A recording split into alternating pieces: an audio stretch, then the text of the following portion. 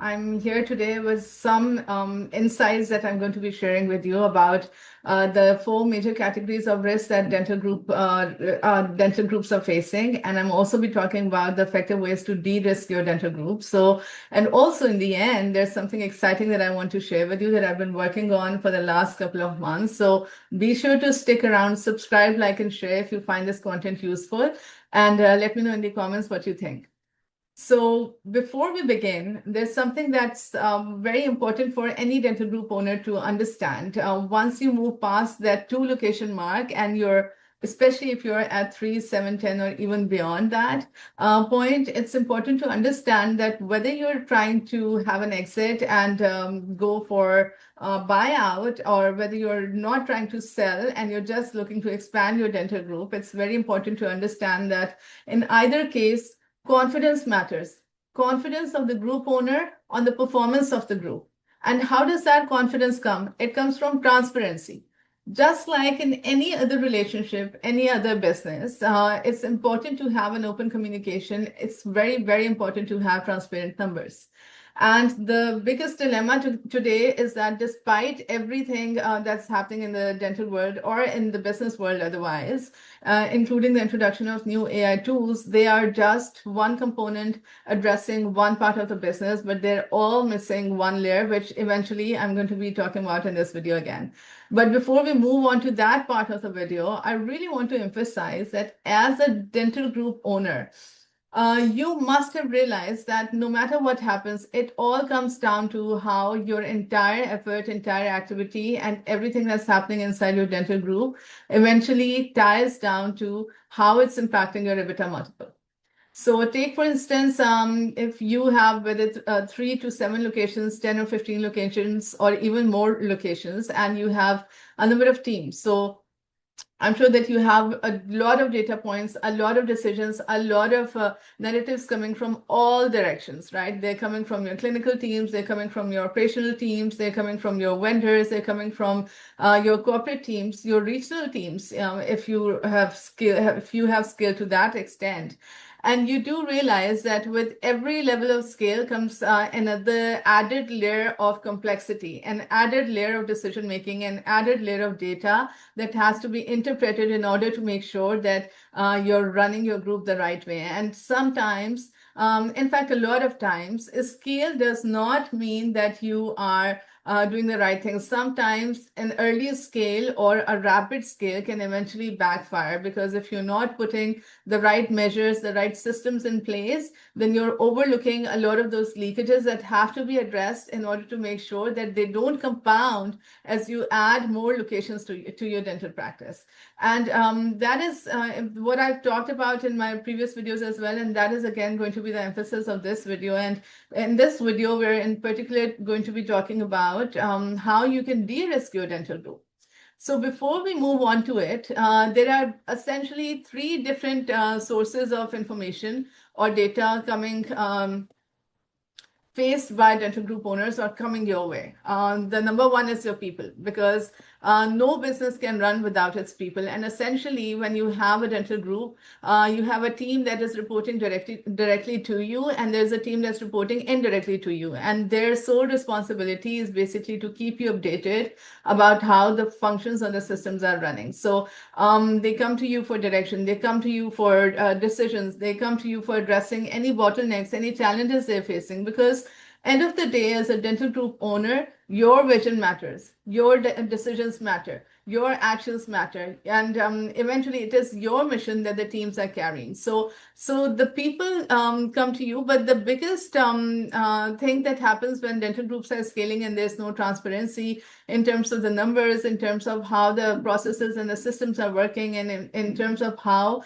everything is being tied together or integrated, the biggest thing that happens is that leadership meetings turn into chaos. And there's no transparency, there's no clarity in how the leadership meetings are being conducted and the kind of narrative that is coming from different teams and different people inside those leadership meetings. So for instance, a lot of times what we see is that when there's a leadership meeting for a dental group owner, And all the representatives of different teams are sitting there. So this is what happens. There's some version of people saying that I think this location. Say for example, you have 10 locations, so there will be somebody saying that your ops manager, for instance, might be saying that I think location number 5 is underperforming, but I don't have the data to prove it. And sometimes, when you are talking about subjective narratives.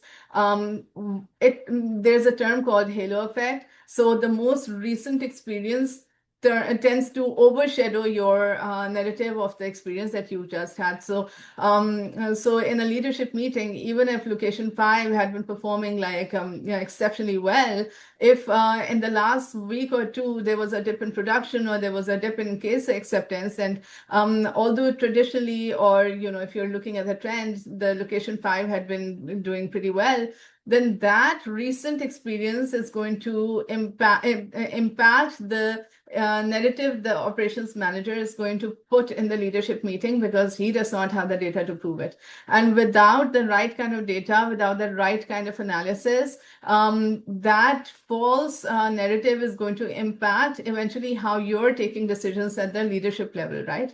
At the group level. So that is just one example. There are multiple different instances, multiple different variations of different narratives that the teams put forward in the leadership meeting, such as that drop in margin does not feel like marketing, something else is off. And this usually comes from, and we're going to be talking about this later, this narrative usually comes from people who are hearing it directly from the vendors, because the vendors typically tend to lean on more kind of like vanity metrics. When you talk about marketing agencies, they're going to be showing you the ad spend versus the leads that they generated, and that is usually a bloated figure, because those leads are useless to you unless they're converting into production and collections. And then the marketing agencies are not usually not responsible for turning those leads into productions. Yes, they do they do a lot of activities and follow-ups and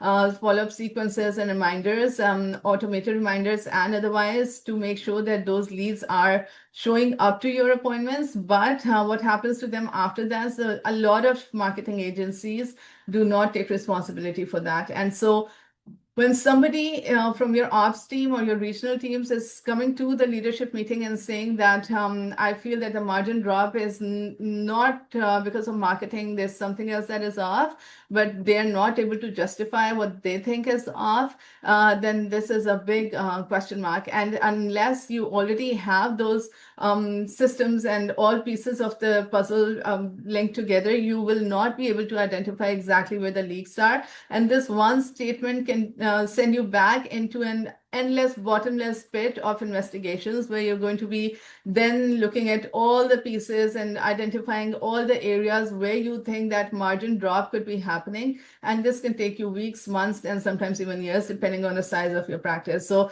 when I said in the beginning that it's important to lay down a strong, solid foundation of your dental practice, this is what I meant.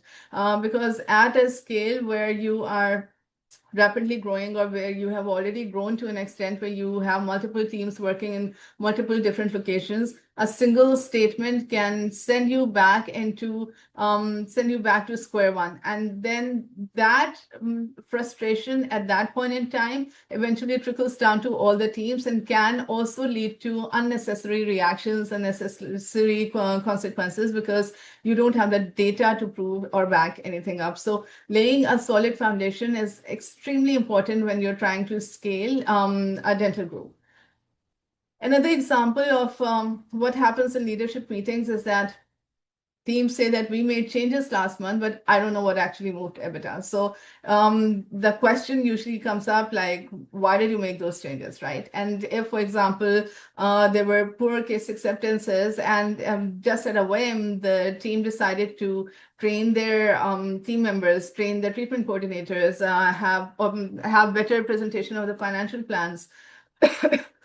have better communication skills. If all of these things were done simultaneously, and it worked, then obviously one of these things was the issue. But without the right identification, again, like I said before, without the right identification of the pain point or the issue at hand, you will not be able to see exactly what led to that improvement in the margins or the numbers. And without that one insight, it's going to be very difficult for you to replicate that across different locations, across multiple offices.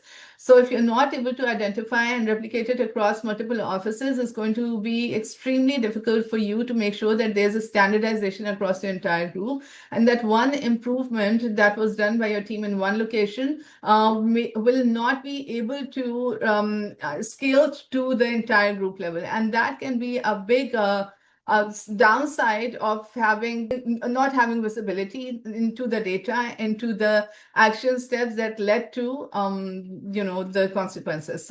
So the next thing that usually comes up is that, why does this office always look fine on paper but feel chaotic in reality?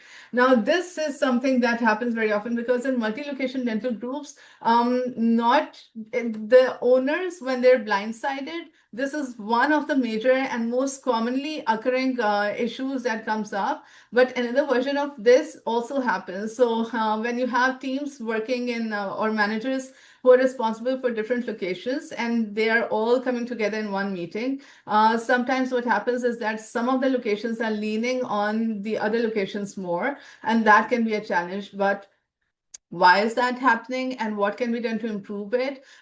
These two questions cannot be answered unless you are able to identify exactly the pain points, exactly the systems and the processes and the protocols that are working in the location that is outperforming the others, right? So once you know exactly what is working, you are able to replicate it and scale it across every location so that every location stands independently and does not have to rely on one winner location to help it run its operations.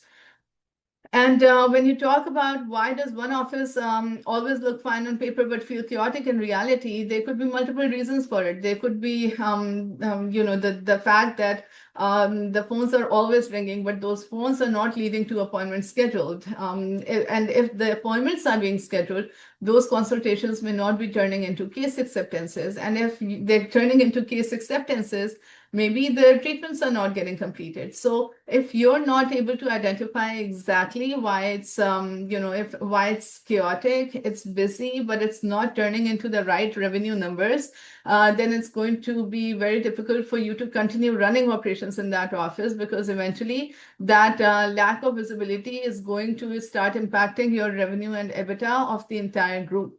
And you may have to either think about, shutting the office down, or just pausing the operations for a while unless you're able to really figure out what the root cause of the problem is. Because without identifying and resolving this issue, this can really have like a snowball effect, and it can get out of control. So another very common instance is that I'm spending half this meeting reconciling reports instead of making decisions. As a dental group owner, this is, I believe, the most commonly experienced or heard statement when you're having a meeting with teams from different offices or different locations, unless you have visibility on a day-to-day basis, on a real-time basis, into how things are functioning and how your offices are performing. Because if right before the meeting, if you're sent like multiple reports that all have to be reconciled and consolidated to give you one definition or give you one translation or interpretation of the numbers and how they're impacting your EBITDA, because end of the day, your EBITDA is the most important number that you have to be measuring. And the entire engine is basically working towards helping you improve your EBITDA margins. So if you're not able to have a clear picture of how your entire engine is helping you improve that EBITDA margin and how your entire engine is working towards your EBITDA goals, then you're only going to be ending in a chaos right before the meeting, where you're just sitting with your teams and trying to make sense of everything that's saying and they're saying, and trying to make sense of every number that is marked as important and every metric that requires interpretation. So having one view, one transparent view of how your efforts, how your investments, how your marketing costs, how your teams, how everything is working towards helping you improve your EBITDA numbers is really going to make your life easier and helping you materialize your vision for your dental group. Because without that transparency, this is just an endless chaos that just gets sometimes, that sometimes tends to overwhelm a lot of dental group owners. And that is when we hear stories of them exiting, taking an early buyout, and going into recap early, and not waiting for the right time and the right valuation. This entire thing is happening because the decisions are driven by intuition. They're not driven by any objective metrics, any KPIs. Everyone has a different narrative, and that is because it's all subjective. It's all based on their personal experiences, what they think about their day, what they think about their experience at the practice. And the EBITDA discussions stay abstract because nothing is tied together, nothing is linked into exact metrics and KPIs that should be monitored and that should be tracked in order to make sure that your practice is running like a well-oiled machine. Now, moving on to the next important source of information for the dental group owners is your systems. And as you grow, and as the hype of new systems comes in, we have a new tool coming up every other week. So when you're growing and your manager points out one problem or one issue in one location, and he or she says that, this issue can be resolved by a certain system, and without having the right information at hand, just based on how biased you are towards the manager, based on how strong a case he puts forward, you're making decisions on purchasing new systems, and you're not very diligently looking into executing those systems or installing them or running them across your entire group, then the entire process becomes, again, like an entire a collection of systems and tools that are running parallel to each other, but they're not, and sometimes they're intertwined as well, but they're not just reinforcing the narrative or the story, reinforcing each other's narrative and story. And that, again, adds to the pressure, adds to the chaos, and it translates into how your people are eventually narrating the story or narrating that challenge in the leadership meetings and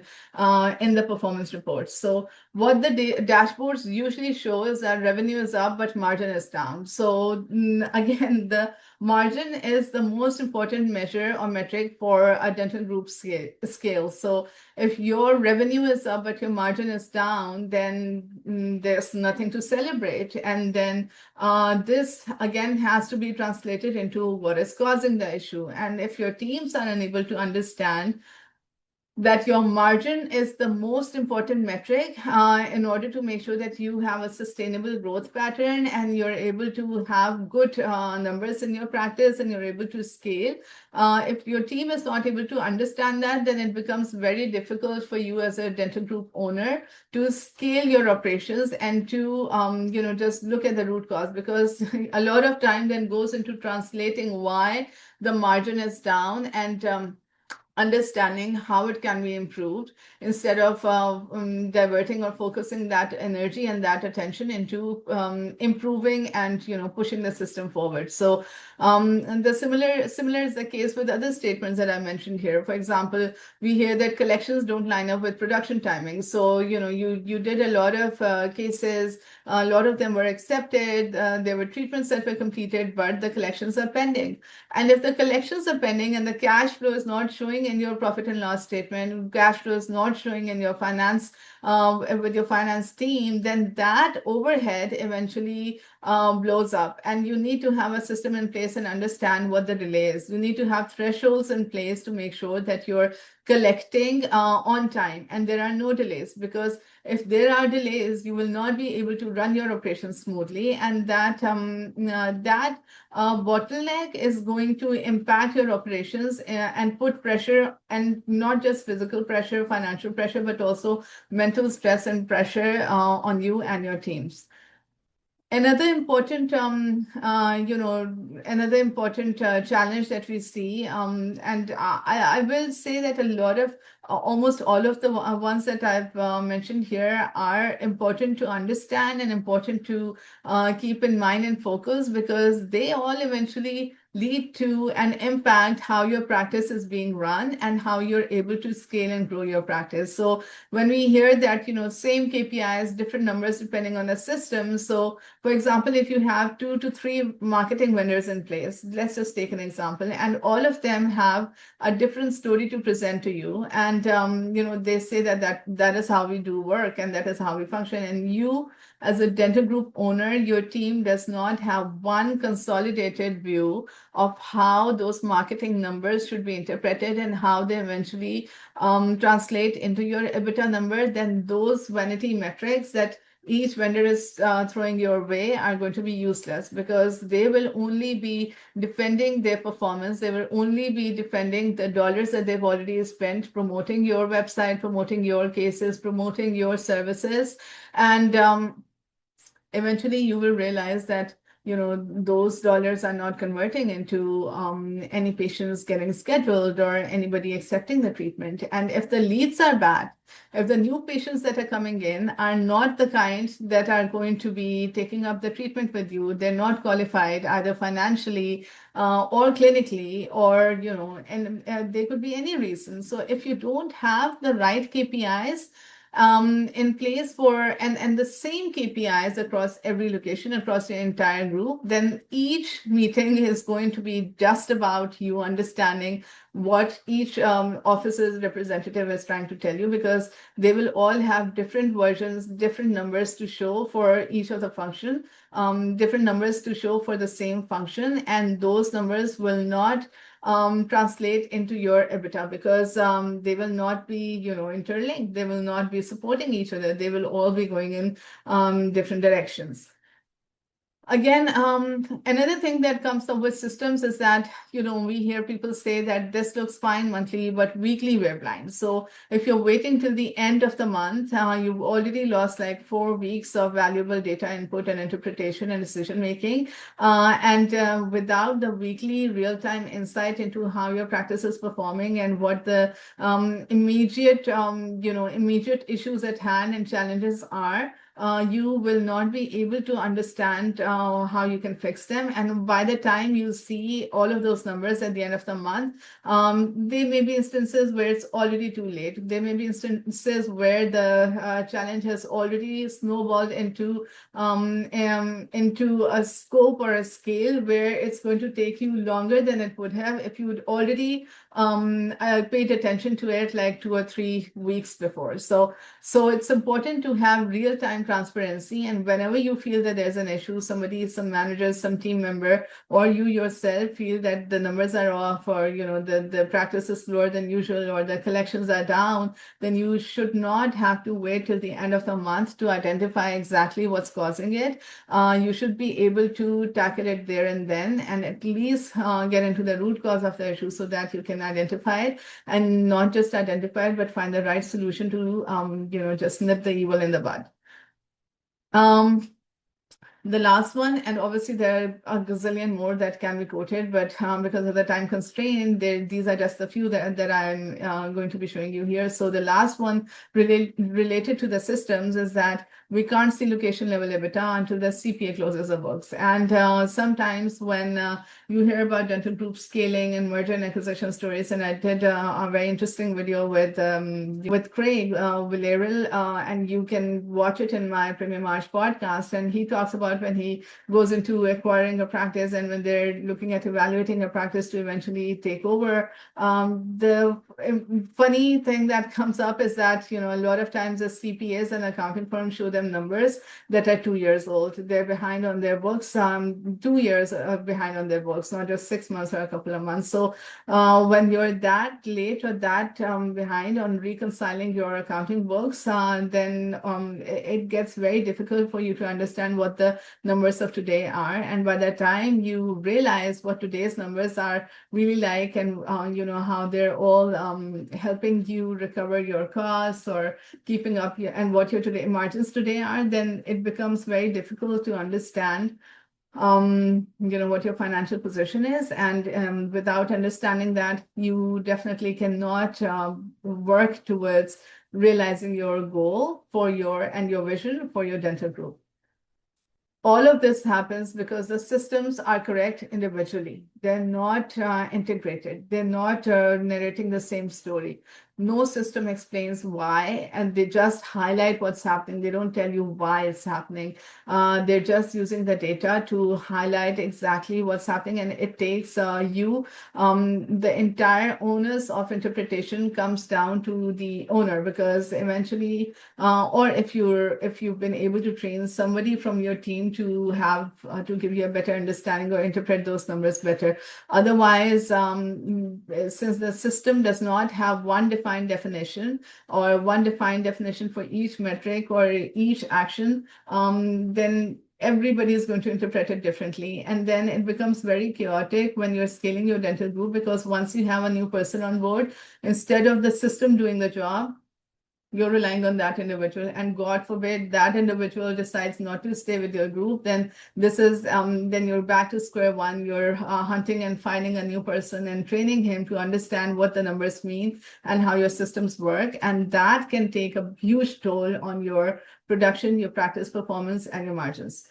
As a leader, as a dental group owner, if your system is not doing the job of interpreting and highlighting what the numbers mean, then you are getting the answers too late. Because once your people come to you with the bottlenecks or with the challenges, and you go back to them with the questions of why they think the challenge occurred, or why they think the challenge was not addressed initially, and where they think that the leaks are happening, then without having the same story, without having integrated systems, without having the same definitions of metrics and KPIs, your people get into the investigative mode, and it can take, which may mean that they may have to pause their immediate operations, pause their immediate duties, and get into investigating what the causes are, what the challenges are, and what's causing it. So, system alignment is extremely important for dental group owners. And last but not the least, vendors. When you're in one location, you have an internal team a lot of times. Even if you're outsourcing, you're not outsourcing to multiple vendors. You probably have one vendor for supplies, one vendor for marketing, one vendor for payment plans, one vendor for you probably have one insurance company that you're in plan with, and this is just an example. I'm sure that you may have more than one payment plans, you may have more than one insurance companies, but the point to say here is that as a single practice owner, it is much easier to monitor the performance regularly, to be on top of everything, because the operations are very small, right? So everything seems to be under control. Even that can get really stressful, because as a single practice owner, if you're not able to take a break from your practice, and without the fear that it's going to collapse, even if you're gone for a day, then how are you preparing for emergencies? How are you preparing for, any time off with your family? Because if you don't have those kind of systems in place, then this kind of break can eventually mean that you're not producing. If you're not producing, that means that the break does not just mean that you're taking a break from your practice. It also means that you're taking a break from your finances, right? So taking a break might mean that you are just hustling before any vacation comes up, or hustling to save for rainy days. And that can work for a while, but it's not a strategy for sustainable growth. And I'm not saying this, even if you're a single practice owner, I'm not saying this that, you should have a strategy for sustainable growth only if you're trying for a buyout or going into recap. I'm saying that, or even if you're trying to scale to multiple locations, even if you're not trying to scale to multiple locations, that kind of strategy and having the right systems in place and having them work without you being the bottleneck, I think is the winning strategy to make sure that you have a stress-free life, because stress is the biggest factor. A lot of people eventually quit dentistry after years of education and after years of practicing. So don't let the systems, the lack of system integration, the lack of system interpretation, and the lack of having the right foundation be the price you pay for eventually, giving up your dream job and moving on to finding another profession for yourself. So at a multi-location dental group scale, all of these challenges compound, and they compound like multiple times. And it becomes really chaotic as you're adding more locations. So for example, when we talk about vendors, a lot of dental groups only have marketing and operation partners. So the kind of narrative that comes up in leadership meetings is that performance improved inside our channels.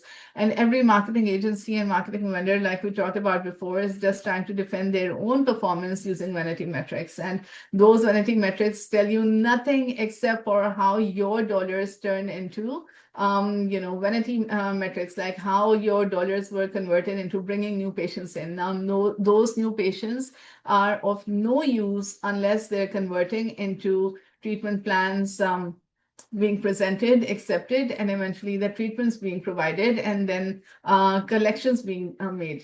So if every single vendor is speaking their own language in terms of how the performance improved inside their own channel, and you don't have one shared truth of how that performance should translate and to eventually the performance and revenue and margins for your dental group, then that report or that metric is useless, right? And then sometimes the vendors say that we hit our targets this month. Now, who decided your targets? If the vendor is working for your dental group, then those targets should be decided by your dental group. The target should have one consolidated, transparent definition across every location that your dental group has, across every team that your dental group has. And so there should be one shared truth for all your offices. Then we also hear vendors say that if you increase spend, we can scale this faster. Now, the question is that what is the proof that the spend has already converted into some good dollars collected? Now, if the scale, the marketing dollars are not converting into improved margins, then adding further marketing dollars is only going to add to the leak. And you have to fix the leaky bucket before you pour more water into it, right? Pour more dollars into it. So we've talked about this multiple times in our different videos. There are leaks happening at 4 different stages in a dental group. And when you pour more dollars into it in a leaky bucket, it only amplifies the leakage, and it does not help you turn those dollars into scale or growth. And the leakages are happening at phone connection, they're happening at consult booking, they're happening at consult shows, and they're happening at case acceptances. So when your vendor is talking about just increasing the spend so that the scale can happen faster, you as a dental group owner have to ask yourself, am I ready for that scale? Because if you're not ready for that scale, if you have a leaky bucket, then you need to go back, put your brakes on the pedal, and then you have to go back and fix those leaks before you're able to accelerate further. Then one favorite by the vendors is that they say that the dip is seasonal. It's not a structural issue.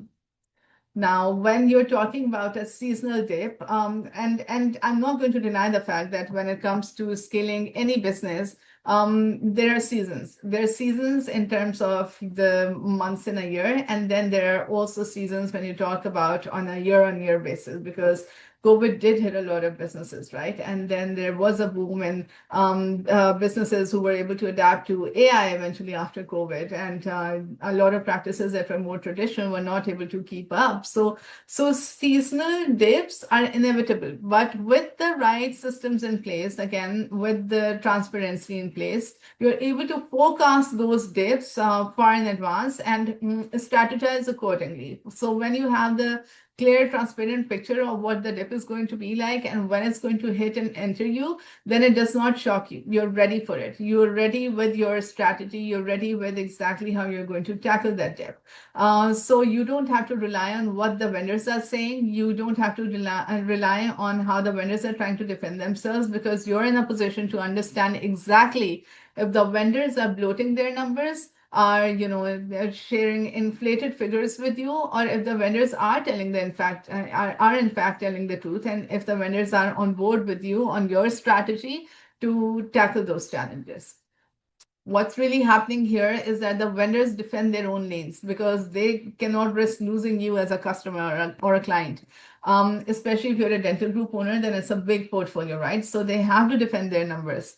And I'm not saying that they're lying all the time. I'm not saying that they're trying to be deceptive or they're just trying to retain you as a customer. What I'm trying to say is that it is better for you to have to have an understanding of what the numbers are telling you about your own dental group, instead of relying on a vendor sharing their own version of the data, their own version of the truth. So as a dental group owner, and as a leader who's leading multiple teams, multiple operations, and has grown to a scale where you're responsible for taking care of so many patients and providing them optimal health, you are in a better position and in a better place if you have the right data telling you the true story about where your dental group is headed. So if no one, what happens is that no one owns the full economic outcome, and the vendors do not have a complete picture. They're not, at times, not shared the entire picture of your group. They only have one version of the story because that is what they're hired for, right? That is what they're responsible for.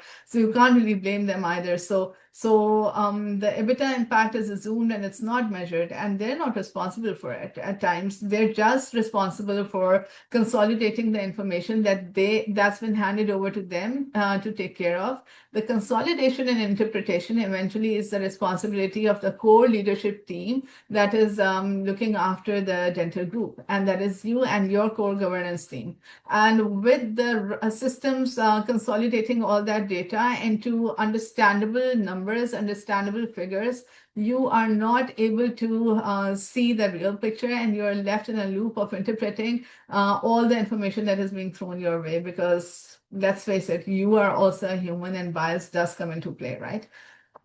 So zooming out a little bit, we just covered three basic sources of information for any dental group owner and how it impacts the interpretation of your scale, of the scale that your dental group is facing. That is, the number one source is your people, because they're directly interacting with you regularly and on a daily basis. Then it's your systems, because you, as a dental group owner, you have enterprise systems that are sharing some numbers, some KPIs, some dashboards your way on a regular basis. And then there are vendors who are probably sharing reports on a weekly basis or a monthly basis, depending on what the frequency is that you've decided with them, whether it's related to marketing, ops, legal, accounting, finances, or analytics, or any other any other system. So we're going to be talking about that in detail.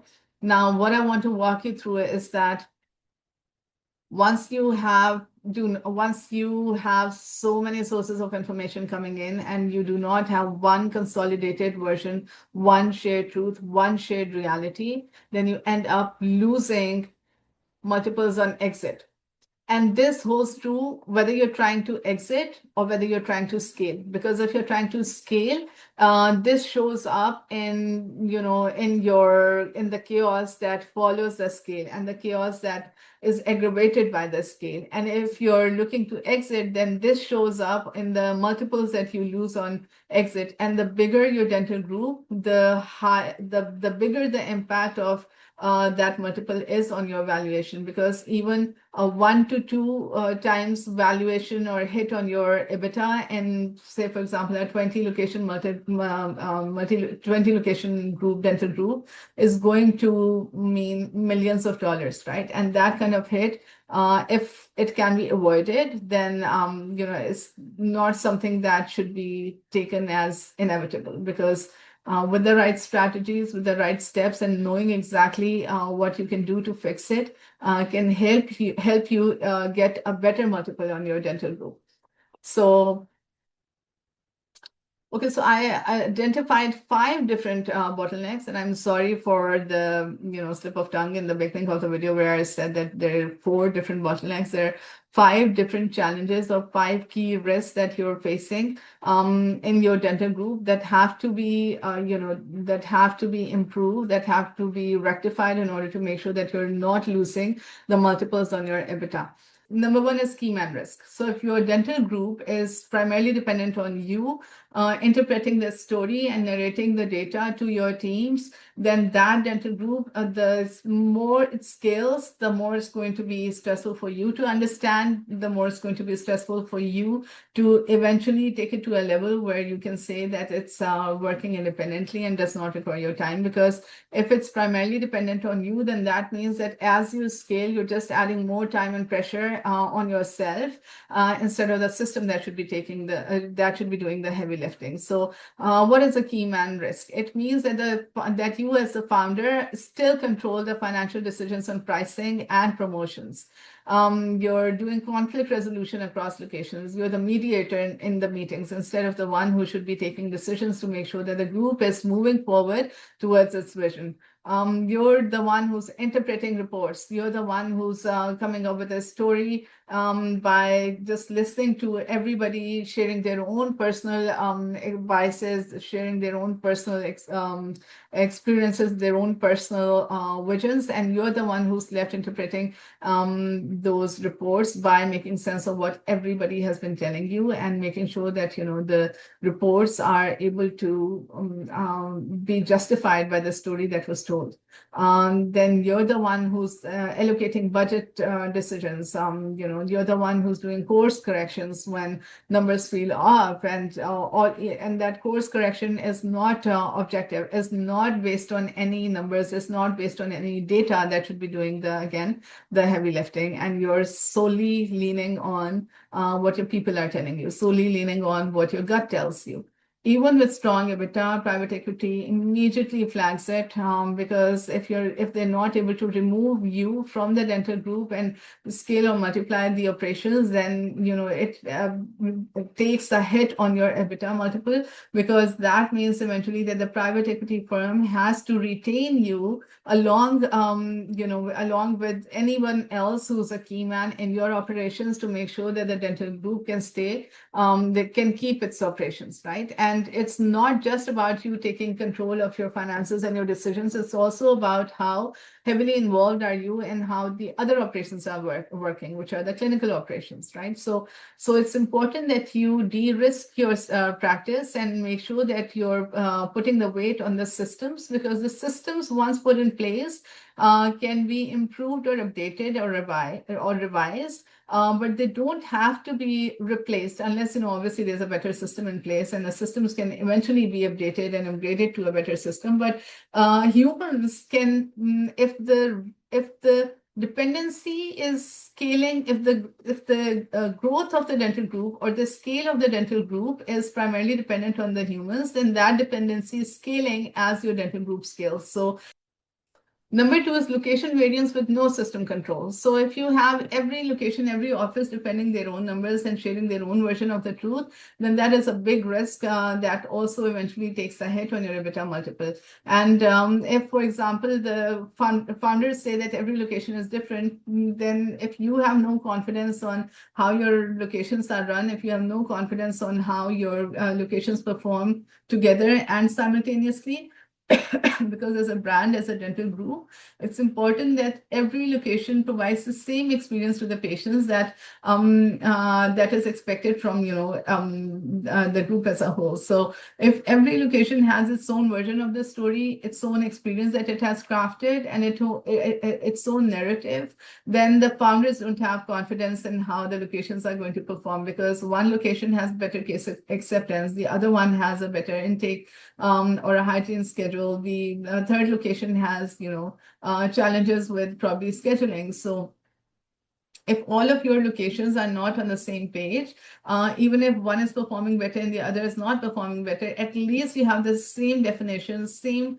KPIs, same metrics in place, then that makes you as an owner more confident in your operations, because you can tell by data exactly what is leaking, what is lagging, and what needs to be improved, and which locations are outperforming the others. And you have your pulse on, you have your finger on the pulse of which locations are outperforming, and you know exactly what operations can be scaled and replicated, because you have the data to prove that those systems work. The private equity firm hears, if the founders say that every location is different, then the private equity firm hears that there's no operating standard.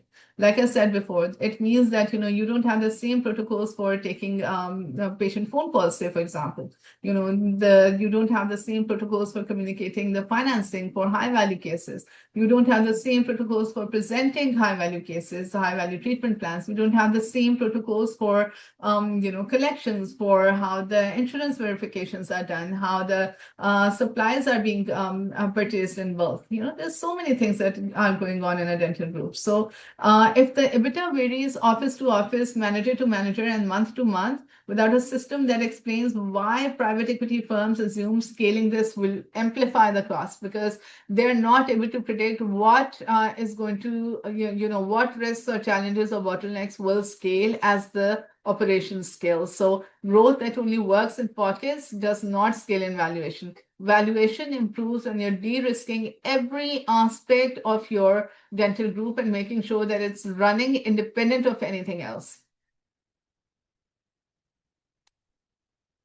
The third challenge or bottleneck is revenue growth without governance. So private equity does not care if revenue grows. They care whether EBITDA stays predictable while it grows. And the red flags that they see are, the demand swings with no controls. The lead flow varies by location and month. If you have the same vendor for every location, and every location has a different process for patient intake and scheduling, then obviously that's going to show up in how your leads are showing up and how that reflects in your revenue and your EBITDA. So unless you have the same definitions, the same SOPs, the same protocols for every location, that flow is going to vary by location and by month. And if you do not standardize it, then that lack of a standardization is going to show up in the hit that you take eventually when your dental group is being evaluated by the private equity firms. Growth that can't be forecasted confidently also happens if there's lack of standardization. And then budget decisions are made without economic feedback, because you don't have the data that is talking to each other, that's communicating with each other, and you don't have standardized flows. So without standardized flows, you're making decisions based on emotions and not data. And this all leads to volatility.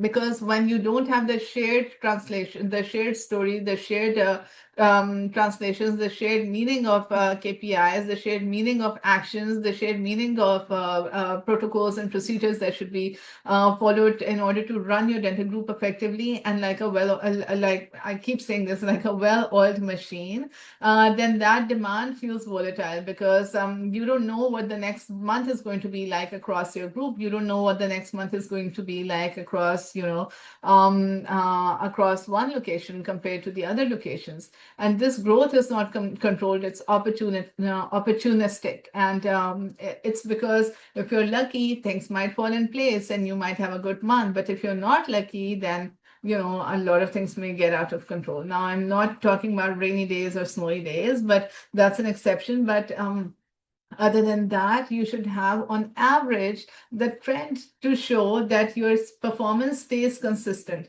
And when you're taking a year-on-year average and you're showing consistent performance, despite with only very few spikes, then that shows how confident you are in the way you built your dental group, and the operating system that is running your dental group. And that confidence is what private equity pays huge margins for. The private equity pays, multiples for, and you can significantly improve your valuation if you're able to build and scale your foundation like that. Now, the fourth one is EBITDA with a backstory. If EBITDA requires explanation, this quarter was unusual. Margins will normalize once we have the manager back from vacation, or once we have the new system in place. And that location was an exception because the hygienist was off, or because the treatment coordinator resigned, or because the system went down, or because the vendors, because we changed vendors. Then private equity again hears that you're not confident in your operations. You don't know what you're talking about. You're relying on, again, you're risking your operations by over dependence on one person, vendor, system, or tool. And they hear that you don't fully control the business yet. Clean EBITDA beats impressive EBITDA every time, because if your EBITDA is spiking 1 month, but then it's taking a dip in the next 6 months, then that spike in EBITDA is not going to help your group in any way, right? You need consistent performance, even if it's growing gradually, but it stays consistent, and you can predict exactly when the dip is going to happen. Obviously, that 100% of the times that cannot happen, but if you're able to predict, say, for example, 90% of the times what it's going to look like in the next month, in the next 6 months, in the next year, 2 years, 3 years, and what your plan is to scale it or grow it, then that is a risk on your valuation. Last but not the least, no ownership of the economic narrative. Now, this is something that is so crucial, and yet I see that not a lot of dental groups place emphasis on this, because taking ownership is the first and foremost step towards scaling and growing and improving your operations. A lot of founders show up with financials, disconnected dashboards, like I said before, outdated numbers, outdated finances, outdated profit and loss equipment, EBITDA numbers. They have verbal explanations, but they're not able to say exactly, they're not confident enough in their interpretation or their definition of the metrics, the KPIs, and the story that the numbers are sharing or telling. So the private equity shows up with a risk lens. They show up with a discount model. They show up with leverage, because they know that you don't know what you're talking about. And without confidence in your numbers, in your growth, in your group, then that that lack of confidence shows up in how you're taking that conversation forward with the private equity firms, and how you're talking and defending your the deal with your private equity firm. And even if you're not looking for a recap or an exit or a buyout, then that lack of confidence also translates across your teams, across your systems. And even if whether you scale or not, that lack of confidence also shows up in how your team is eventually communicating with the patients. And that does not end well, because the lack of confidence is what impacts patient experience in a negative way, because it impacts your culture, your team's confidence in you. And this is the biggest thing that can have this most significant negative impact on your dental group. If you can't clearly show where demand is stable versus volatile, where growth is repeatable, how EBITDA is governed in real time, why numbers behave the way they do, you don't own the narrative. And whoever owns the narrative controls the multiple. And once the private equity firms are able to sense that you don't own the narrative, then they're able to take leverage of that confusion and that distrust and mistrust and that lack of visibility, and give you a much lower multiple. And at that point in time, because you all also know that you have not scaled systematized dental group, in fact, you've scaled chaos, then you're left in a position where you have no option but to, just risk losing the valuation on your dental group and go for an early buyout without taking advantage of the numbers that could have easily been improved had you built the right foundations and scaled the group with the right systems in place. So if you've been here this far, I hope you've subscribed, and I hope you're finding this valuable. Let me know what kind of risks are you facing in your dental group, and let me know if what are you doing in order to make sure that you're de-risking your practice. Okay, so next step in the video is where things get exciting. So we've talked about how you're losing the multiples on your EBITDA. Now we're going to be talking about how you can take your multiple from 1 times to 3 times in your dental group. And these are, again, 5 different categories of action steps and action plans that can help you do that. And I'm going to be walking you through each one by one.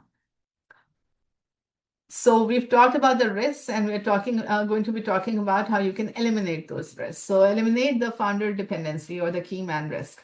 Depending on where you're at, if you're able to eliminate founder dependency, then this is what changes. Your decisions move from memory to documented rules, because one thing is for sure that in order to move away and remove the key man risk, you need to start documenting. You need to have SOPs in place. You need to make sure that everything is recorded so that when the need comes, you can go back to the documents instead of relying on your memory or your emotions.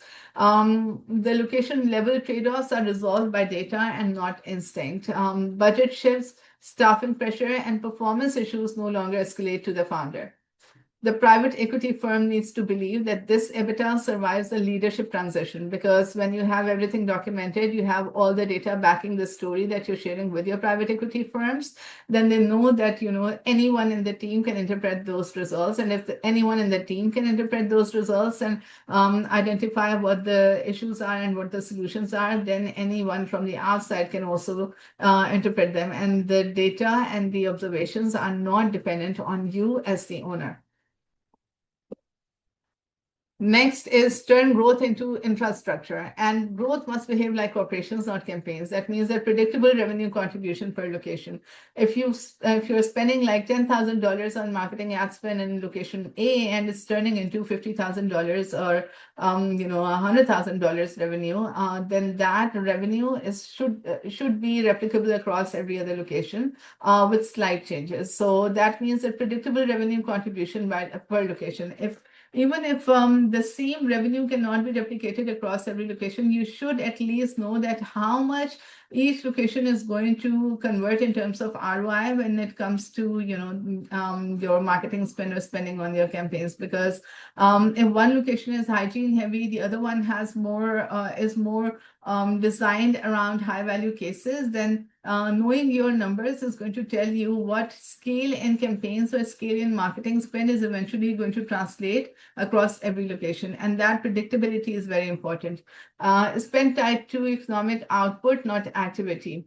How the dollars are converting into how the marketing dollars or the investment, whether it's an investment in the suppliers, whether it's the investment in the team, whether it's the investment in the visibility that you're trying to create for your practice through referrals, community events, through launching a new membership plan, through launching a new campaign. How is it turning into not just activity in terms of the phones ringing, in terms of the new patient flow coming in, getting a consultation, and then walking out without converting, but how it's turning into economic activity, how it's leading to eventually treatment plans presented, accepted, treatments completed, then revenue collected, and then eventually showing up in your EBITDA. So that chain or that interpretation or that linkage is very important.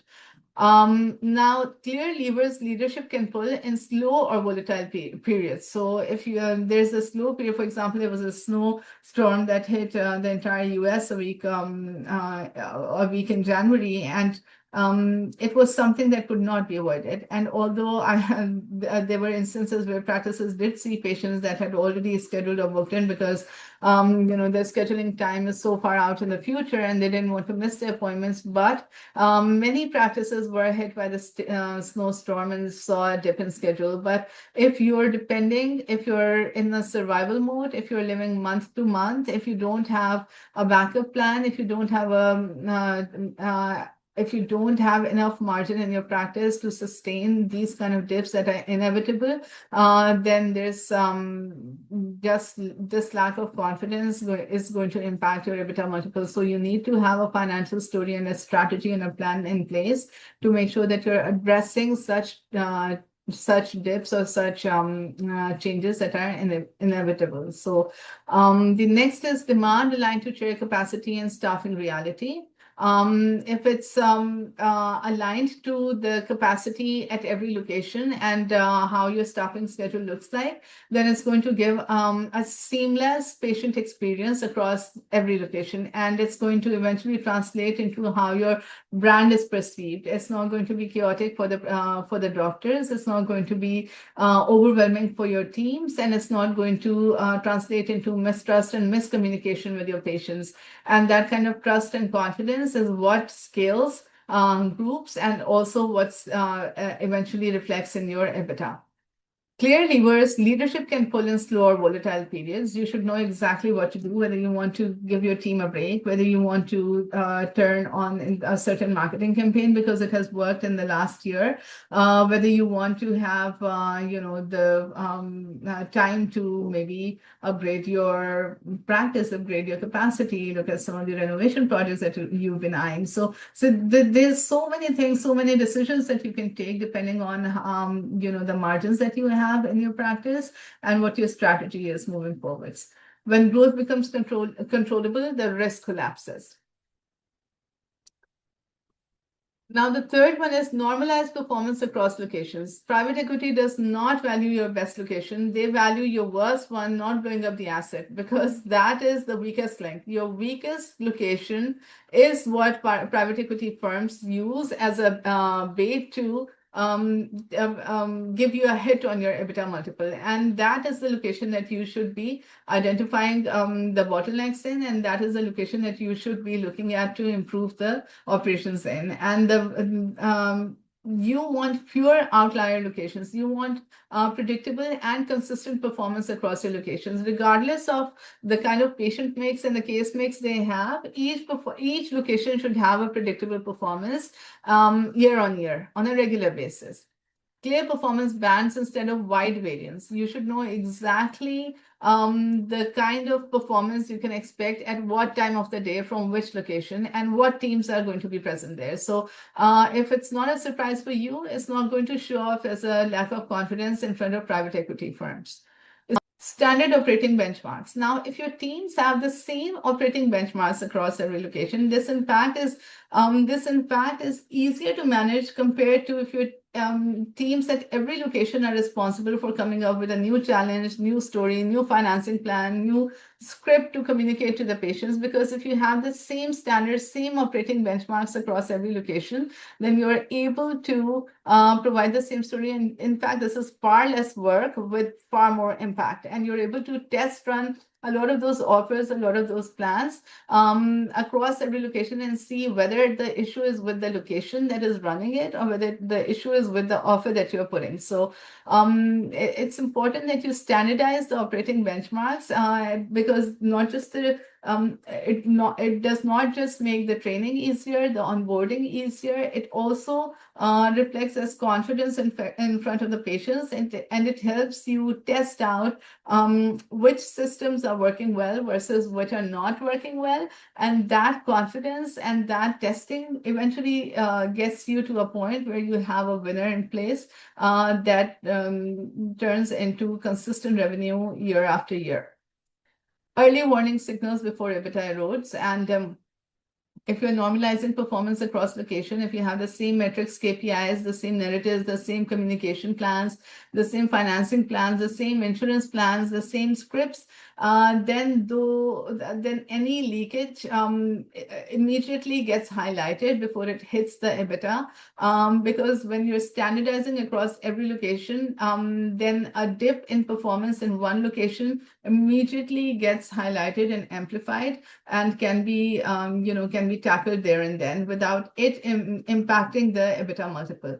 When one location stops poisoning the whole group, the asset stabilizes. So once you have standardized performance and you can identify which location was underperforming and leaning in on the performance of other locations, you can help improve its functions, improve its operations by standardizing what's working in other locations and then implementing it there. You can also identify whether it's a team problem, whether you need to hire more people, whether your staff in that location is overworked, whether your staff in that location is underperforming because of lack of training, if it needs better SOPs. There's so many actions that you can take only if you are standardizing operations, because when you have everything standardized and the performance dips, that is where you need to take action.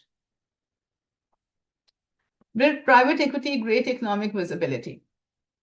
If private equity can't see it, they discount it. You need EBITDA visibility from month-end close. You need leading indicators, not just financial lagging reports. You need clean, boring, repeatable numbers. You need a business that explains itself without storytelling. At this stage, the executive dashboard is no longer reporting its economic control, because your executive dashboard or the governance layer is able to tell the private equity firms exactly how your group has performed year after year. And the private equity firm does not have to go in and talk to one person or one member of the team, be it you as a founder, be it your regional managers, be it your operational managers, be it your team members or team leaders. They don't have to lean in on your interpretation of what the numbers are like and what your guesses are. At this stage, they're able to see through the governance layer that what your group has been able to achieve over the years, that it has scaled to a certain number of locations. And once they're able to see what led to that scale and what is actually performing and what is not performing, then they know that they're getting themselves into a group or into a business that has knowing exactly what they need to scale and what they need to fix and improve. And that kind of predictability is the kind of confidence that private equity firms are looking for in order to give you a number or give you a valuation on your dental group. Now, next is engineer the exit narrative. You don't say, here's what we did. You say, here's how this business compounds under your ownership. And your narrative must clearly show why this asset is safe, why EBITDA is predictable, why growth is repeatable, why scaling increases control instead of risk. And at this point, you're not negotiating the price, you're choosing partners because you have the clear picture, you have transparency, and you have full confidence in the numbers that are coming up in your governance layer, because governance layer is the exact true measure of how your dental group performs. The private equity firms are not looking for numbers from individual practices. It may come to a point where you're negotiating and you're discussing and you might discuss different locations, but when you talk about the group as a whole, what matters most is the entire story as the entire collective cumulative story of the group, and not the location-based individual stories that you have, because the individual stories eventually have to be interpreted, and the negotiations and the discussions eventually get lengthy, more complex. And if you don't have a single narrative for the entire group and you have individual narratives for each location, then that also tends to show your lack of trust and confidence in your dental group.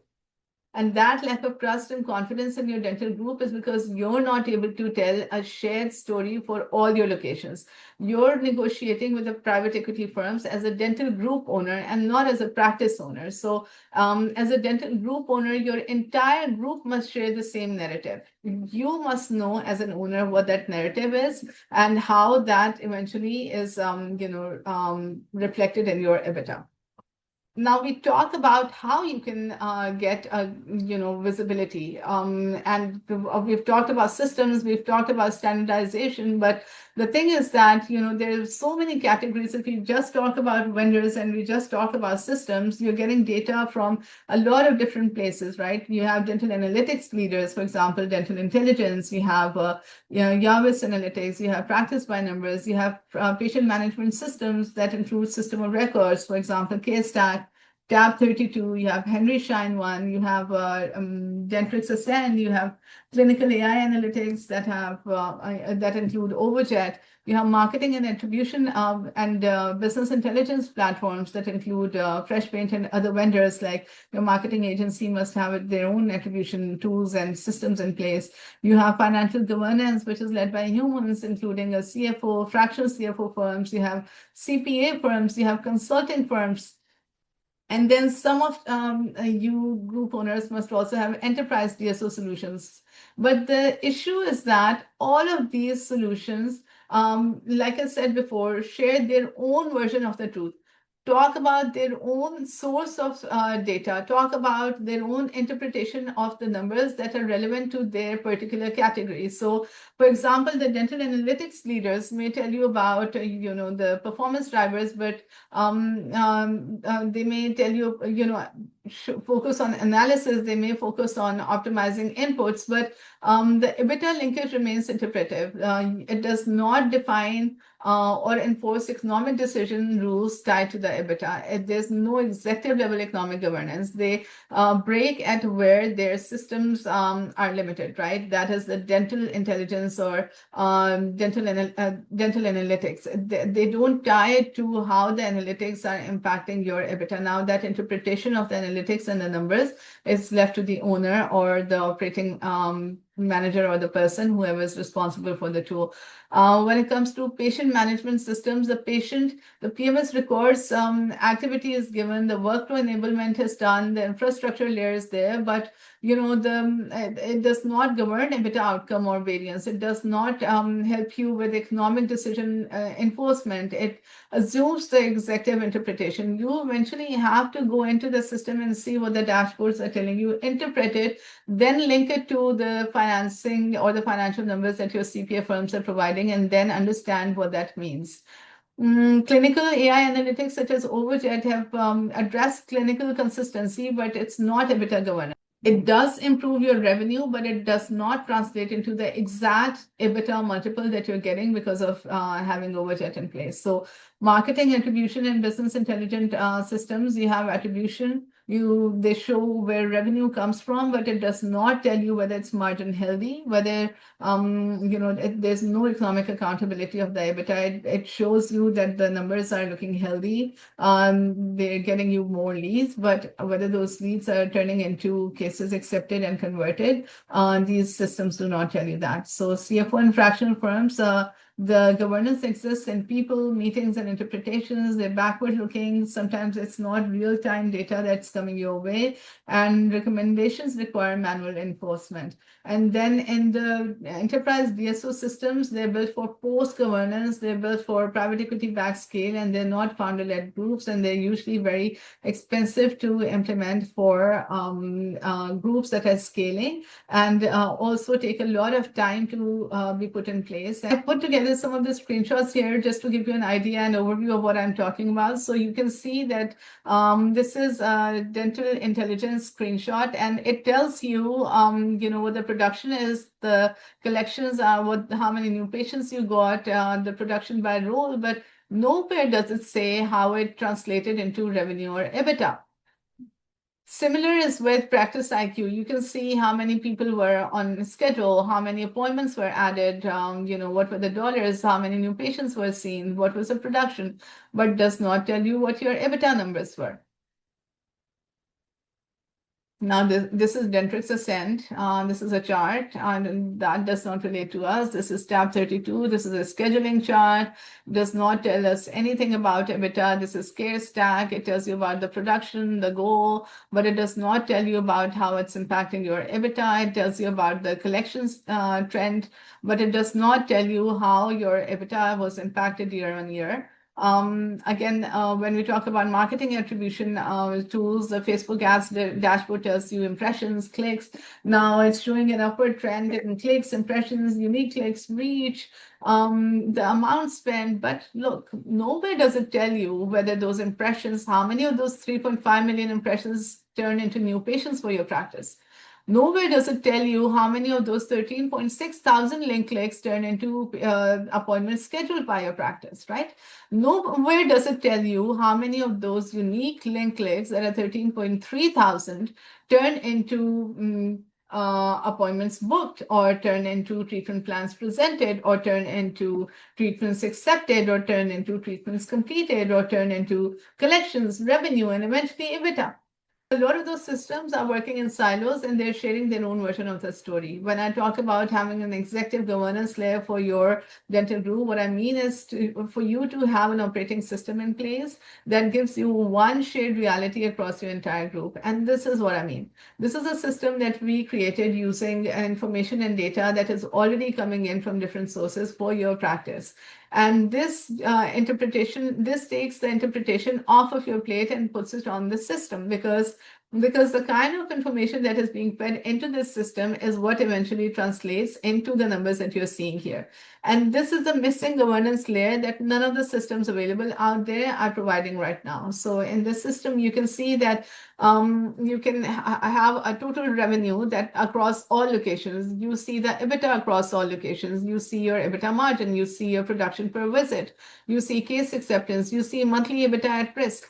This tells you whether your group is performing like a scaling group or not. Further in the dashboard, when you think about, or when you see, we have benchmarks in place that tell you how your group is performing against the scaling or growing dental groups. So when you see the performance lagging, you can further drill down exactly where the issues are. So you can see that the total revenue was above Q3 average, right, compared to Q3 of 2025. You can see that the EBITDA is on track to annual targets. You can see that the EBITDA margin is below target. Now, this is something that we have to look into, because if the EBITDA is on track, then the EBITDA margin has to be improved to make sure that that EBITDA can be achieved.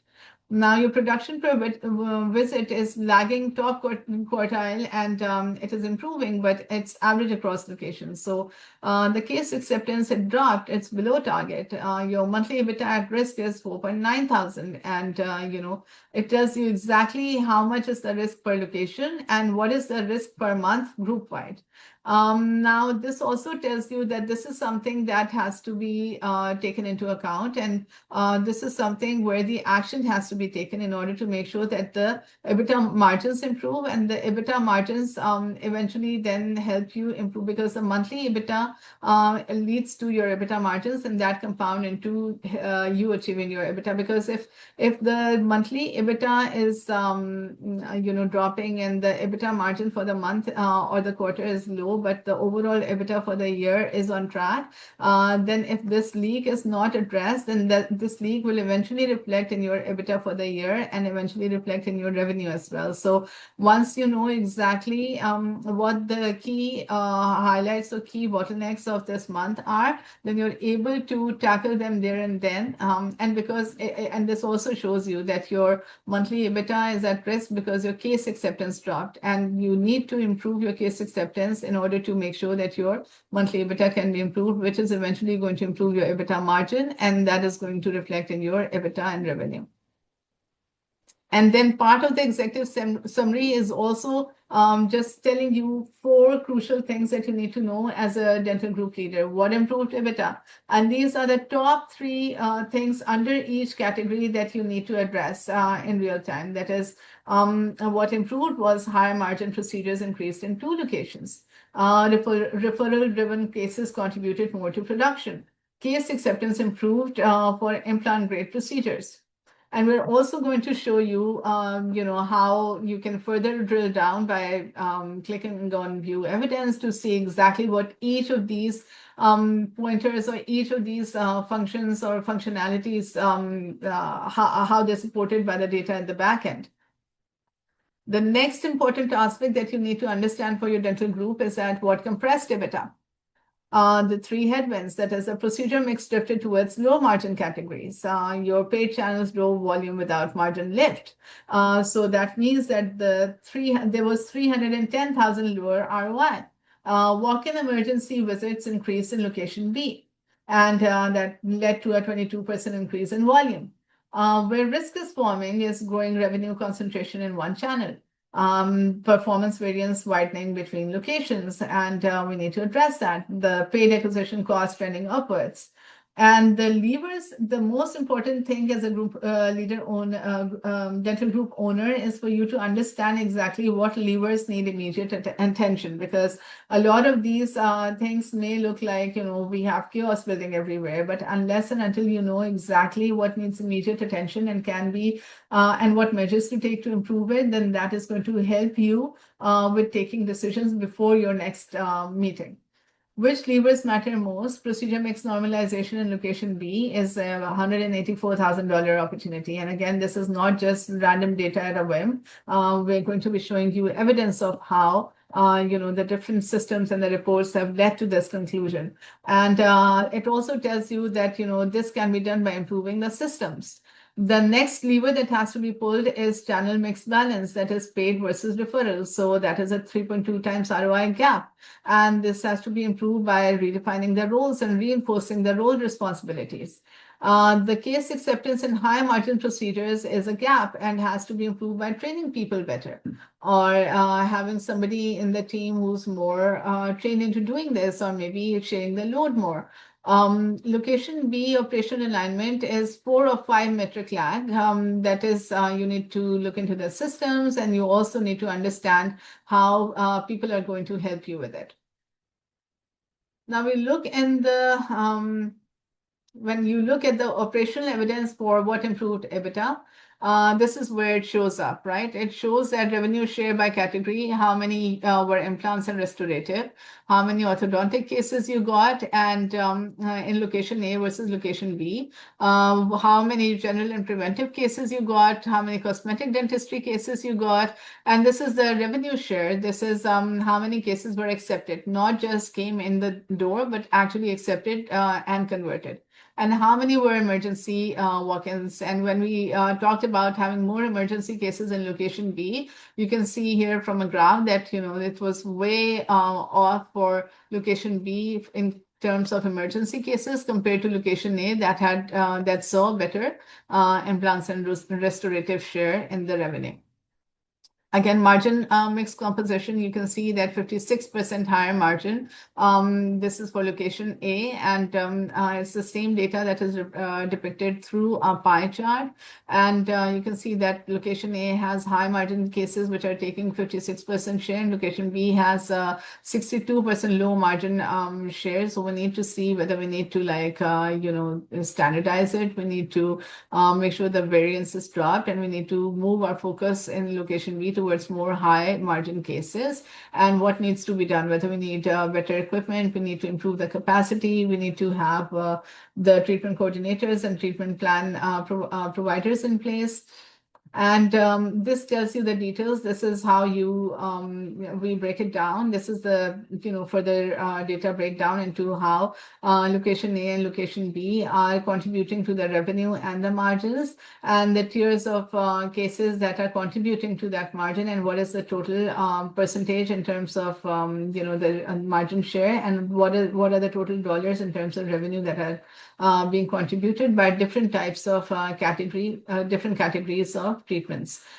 And then the action focus. So do first have the highest ROI, for example, case acceptance and restorative for implants and restorative. There's a 14-point gap between the two locations, and 14-point gap in case acceptance in location A versus location B represents recoverable annual revenue of $210,000 at current patient volume. And it does not take right now, this system is not forecasting any performance, it's telling you exactly what the improvements can lead to using the actual numbers that are being used within your practice management systems and across all your systems. It is using your actual data in order to make those assumptions and give you those estimates. Similarly, when it talks about procedure mix across location B, it tells you that if you're improving the gap by 26 points, location B is high margin shares 30% versus location A's, which is 56%. And this gap is directly compressing the EBITDA by an estimated $184,000 annually. And if this gap can be improved by putting measures in place, then you can improve your EBITDA margins. Also, the channel mix balance, it's telling you that paid channels generated 310,000 revenue, but at 12% margin versus referrals generated 38% margin, which means that there's a 3.2 times ROI gap, diluting the overall margin quality. And again, you can see further details in channel attribution. Paid channel ROI assessments. So, for example, you have 42,000 impact. You have a key metric of, given by your CPA, that is 29%. The Google Ads, so paid channel ROI assessment, the estimated impact is $42,000. The key metric is cost per acquisition. That is how much did it cost to acquire the patients and to bring them in your practice and get them scheduled. Google Ads CPA increased $42 quarter on quarter to $185 while driving predominantly low margin emergency and preventive procedures. And this is done through marketing attribution. And this kind of information tells you that you need to look into your Google Ads campaigns, see why the CPA increased and how to improve it, how to lower it, how to make sure that it's leading to more high value cases instead of low margin emergency cases, and how can you divide or distribute that patient flow to make sure that your current patient flow is not impacted. You are still catering to the emergency procedures that are coming your way, but you're also taking advantage of this insight and improving, working on reducing the variance across the different channels. And location B operation alignment, that is $165 per visit, and that is a 4 or 5 metric lag. This is a medium action item and medium priority action item, and tells you that it compounds variance across 4 or 5 metrics. The production per visit is $320 versus $485, and the case acceptance is 58% versus 72%, and paid dependency is 38% versus 22%. So location normalization has to be put in place. Now, when we look at evidence for what compressed EBITDA, again, we have these action items here. We can see that, again, we just talked about location normalization. We talked about paid channel ROI assessment. We talked about increase in case acceptance, procedure mix, and channel mix balance. And when you talk about where risk is forming, it tells you that acquisition revenue is $1.30 million across 5 channels. The average margin that you're risking is, the channel attribution tells you that the revenue margin contribution. And okay, when we talk about where risk is forming, we see the operational evidence, the channel contribution. We see the operational evidence. The channel attribution is, that is revenue margin contribution, the cost per acquisition, and the ROI by acquisition channels. So total acquisition revenue is $1.30 million across 5 different channels, which are patient referrals, Google Ads, paid insurance networks, organic SEO, and direct walk-ins. And it tells you by tier which channels are bringing in more patients. The average margin per channel, that is 24.6% weighted average margin across channels. The referral ROI, and it also tells you the paid cost per acquisition. Then it tells you the channel ROI, that is a return per $1 spent. It's giving you the most return on referrals versus organic, insurance, Google Ads, and then walk-ins are the least in terms of the margins that are being produced. And then you can see the graphical representation of the same data. Then you see the numbers that are used to show those graphs. And then it tells you exactly the action items. And the action items remain the same because these 3 top high priority action items and then the medium action items, if you're just able to pull these levers, they're going to immediately start showing their impact on each of the high risk factors where EBITDA is compressed and improve your numbers. which levers matter most? So you can see that location normalization is what this graph is showing. It's telling you, again, what you've already seen, but you can see here that, by production, how much is the lag, what is the variance, how many metrics are lagging, how many points each metric is lagging, and then again, the action focus and what needs to be done. So basically, this is just an overview of exactly how you can govern your practice, look at the numbers, and improve performance across your locations. So at a leadership level, these kind of numbers tell your private equity firms that you're on top of what needs to be fixed and improved, and you know exactly which locations are performing better and where they're performing better. And you're also able to translate and just trickle down that confidence to your teams, who are then able to use this information in order to make sure that they have the right protocols in place and right systems in place, and they're pulling the right levers that are the immediate need of the hour to make sure that you're on track to your goals for the EBITDA margins that you're envisioning for your group in the next year, next 3 years, 5 years, 10 years, and more. I hope this video was insightful. I hope you were able to have some aha moments. Would love to know what your aha moments were. Would love to know exactly what's working for your dental group, where versus what you think can be improved, versus what you think can be replaced, and what you think can be plugged into your system right now before you take your dental group to the next level and add another location or reach out to private equity firms for a buyout. So until next time, see you.